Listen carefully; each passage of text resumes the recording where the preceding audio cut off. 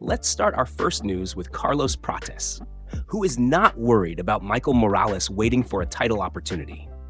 As we know, Islam Makhachev is set to face Ian Garry this weekend, with the welterweight title on the line. At the same time, the situation surrounding the next title challenger has become increasingly interesting. Michael Morales has made it clear that he is waiting for his opportunity, while Carlos Prates also believes he has done enough to earn a shot at the belt. Recently, Islam questioned why some of the top contenders are sitting on the sidelines instead of fighting each other to prove who deserves the next opportunity. Morales will serve as the backup fighter for this weekend's main event, and that could potentially give him an advantage in the title shot race. If something happens to either fighter, Morales could step in and compete immediately. However, Prates doesn't seem too worried about that situation. During an interview with AG Fight, Prates explained that he was never offered the chance to serve as the backup fighter. But more importantly, he doesn't believe it would have been the right choice for him anyway. Prates explained that he doesn't want to complete an entire training camp without knowing whether he will actually compete or even who his opponent would be. Instead, he believes he has already earned the right to fight for the title and would rather wait for the winner of Islam and Ian's upcoming matchup. Prates essentially made it clear that he believes his work has already been done. He said, "No, I wasn't invited, and I don't think I would have accepted anyway. I believe I've earned the right to fight for the title. So I don't think it would be fair to go through a training camp without knowing for certain whether I'm going to fight or even who I'd be fighting." Prates then explained that he would rather wait for the result of the title fight before beginning his preparation. He wants to know exactly who will be standing across from him, then build a full training camp specifically for that opponent. For Prates, the message is simple. He believes he has earned his position, and he is willing to wait for his turn. He finished by saying that once the winner is decided, he will begin preparing for the title and hopes to bring the belt back to Brazil. Move on to another news, and this one could involve a very interesting matchup at lightweight. As Diego Lopes prepares for his first fight after moving up to the 155-pound division, the expectation is that he will face a notable opponent. This isn't a situation where Lopes is moving up because his performances have been disappointing.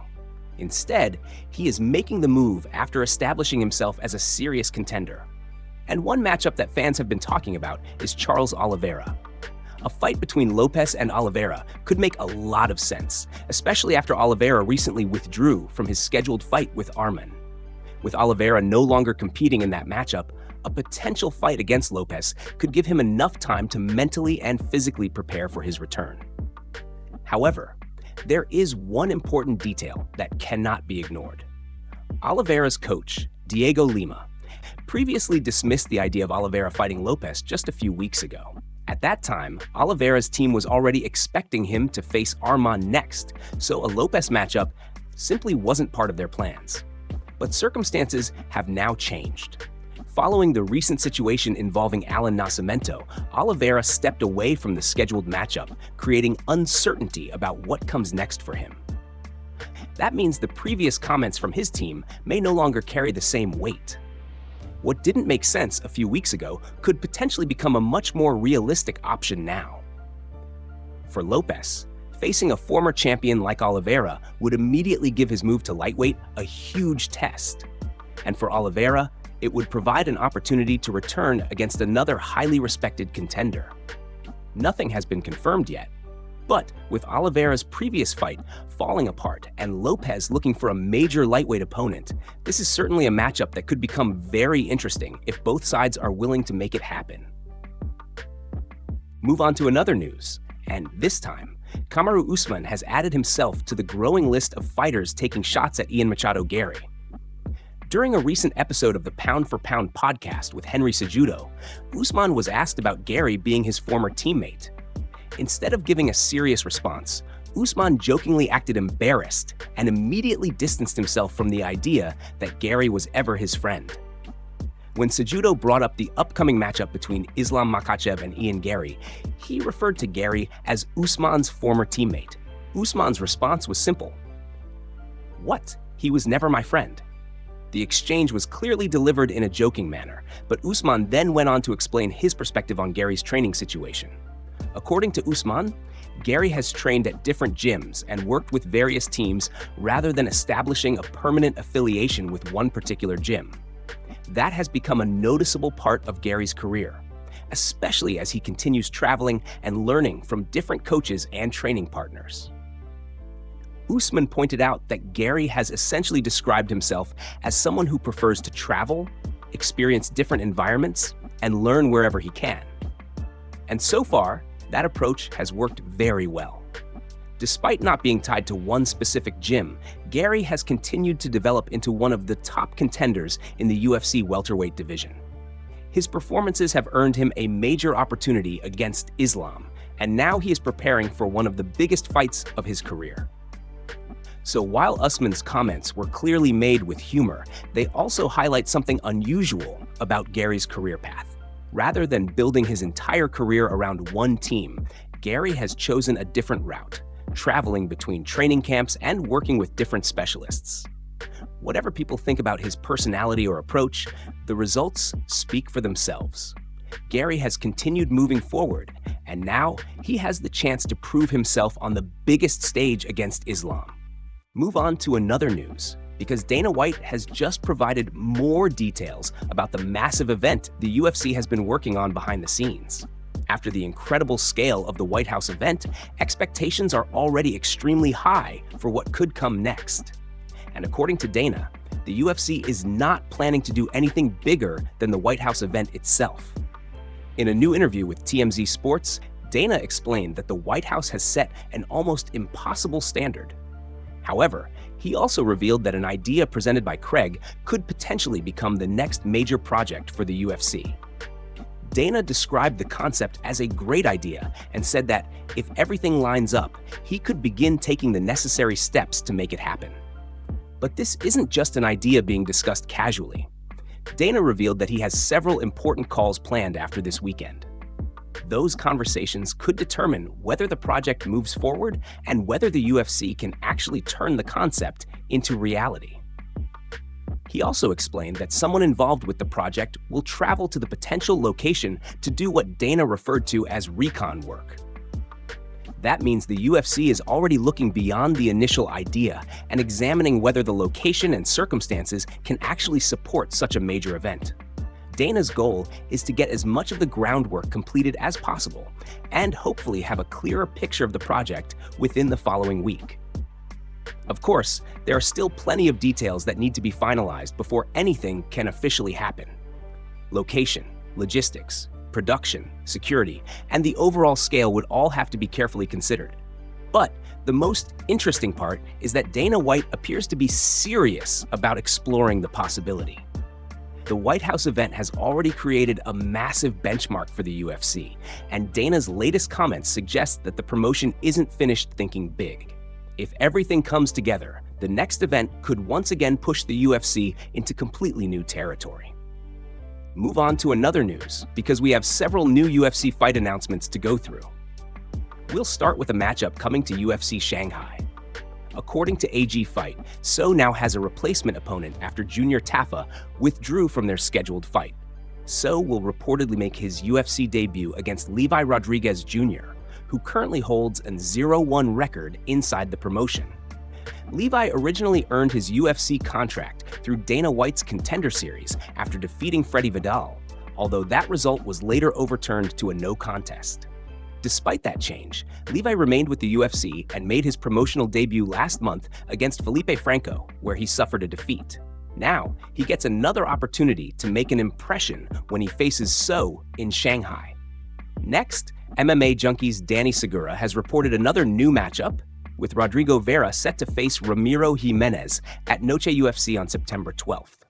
Vera joined the UFC earlier this year and has already picked up a victory inside the Octagon. Back in May, he scored an impressive first-round TKO over Zhu Kangji. Jimenez, meanwhile, earned his UFC contract through Dana White's Contender Series last August. Since then, fans have been waiting to see him make his promotional debut. Now, after more than a year away from competition, Jimenez finally has a fight booked, The matchup is scheduled to take place at featherweight. And finally, MMA Junkie's Nolan King has revealed another matchup for UFC Vegas 122. According to multiple sources, RJ Harris is set to take on Alan Fry Jr. Harris enters the fight with an undefeated 6-0 professional record and a 1-0 UFC record. His most recent appearance came in July when he scored a first-round TKO victory over Alvin Hines. Fry joined the UFC toward the end of 2025 and made his debut against GM Pat in December, losing by unanimous decision. Since then, he has withdrawn from 2 scheduled fights, making his return after a lengthy layoff something to watch closely. Move on to another news, because Islam Makhachev and Daniel Cormier were back at it again, and this time, Islam was having way too much fun. Ahead of UFC 3330, Cormier sat down with Islam for an interview, but what started as a normal conversation quickly turned into a hilarious roasting session. Islam immediately started teasing DC about his weight, even encouraging him to admit how much he had gained. Cormier tried to play along, but Islam kept pushing the jokes further. The two then started talking about podcasts, with Cormier bringing up the popularity of his show. Islam couldn't resist taking another shot, pointing out that the podcast was basically always number 2. Cormier laughed it off, but Islam continued the playful trash talk, even joking that if Cormier didn't stop, he could drop even further down the rankings. The interview then shifted toward Cormier's son and his wrestling development. Cormier explained that his son is currently in high school and has been getting better at wrestling. He also mentioned that he hasn't yet competed in some of the biggest tournaments. That was all Islam needed to hear. Islam immediately challenged Cormier to back up those claims with actual numbers, jokingly asking how he could know his son was already so good without the results to prove it. Cormier quickly clarified that his son is still developing and has plenty of time to improve. The conversation then turned toward whether Cormier might eventually send his son to Dagestan to train. Islam joked that if Cormier waits too long, it could happen around the time Cormier is ready to retire. Cormier seemed caught off guard by the comment, leading to another hilarious exchange between the two. Their friendship has always produced entertaining moments. But this interview showed just how comfortable Islam and DC are with each other. Instead of a serious interview, fans got a full dose of playful trash talk, with Islam doing what he does best, putting Cormier on the spot. Move on to another news, because the UFC 330 main event is officially set. Islam Makhachev and Ian Machado, Garry have both successfully made weight, meaning their highly anticipated welterweight title fight is now officially locked in for tomorrow. Islam will be competing at 170 pounds, and moving up to welterweight appears to have made a noticeable difference in his physical preparation. He has previously talked about how the weight cuts are easier at this division, and how that allows him to have more productive training camps. And when Islam stepped onto the scale, he looked big.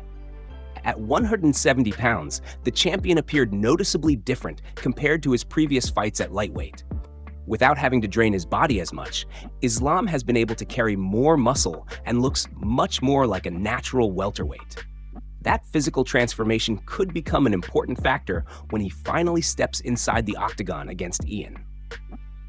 Garry also successfully weighed in at 170 pounds, making sure there were no last-minute issues ahead of the championship matchup.